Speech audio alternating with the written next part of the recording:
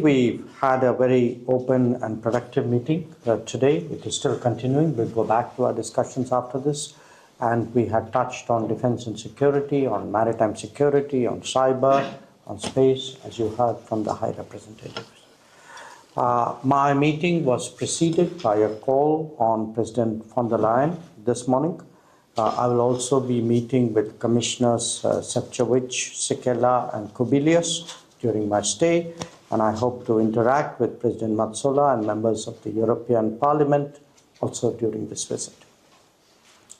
Now, my visit to Brussels is taking place 3 months after that of the EU College of Commissioners to India.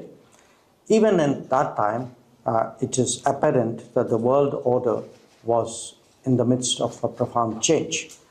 These trends have intensified in many ways. We have, without doubt, entered an era of multipolarity and strategic autonomy.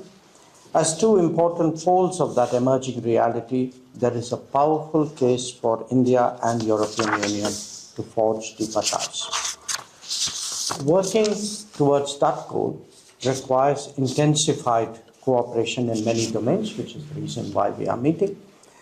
At its core is a strong political and strategic rapport that is built on both our countries being both our entities, European Union and India, being political democracies, market economies, and pluralistic societies.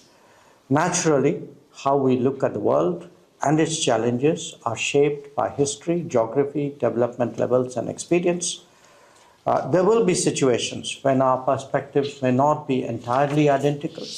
That is understandable. What is important is that we expand common ground and understanding and enhance levels of trust. So the High Representative and I exchange views on the global order.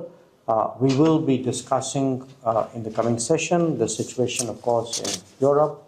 We will have, a deeper exchange on the Ukraine conflict. We'll be talking about West Asia, as we call it, Middle East for you, the Indian subcontinent, and the Indo-Pacific, amongst others. I'm confident that this will be useful and productive.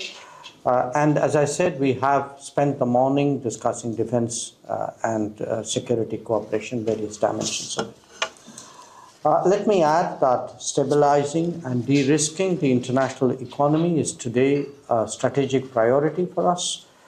This has many dimensions, including building more resilient and reliable supply chains, as well as increasing trust and transparency in digital interactions, creating stronger economic and technology partnerships between major players. We believe has acquired even greater value. It is with that perspective that we support the goal of concluding an ambitious and balanced India-EU FTA by the end of the year.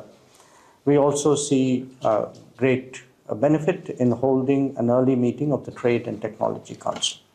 We strongly believe that there must be zero tolerance for terrorism in all its forms and manifestations.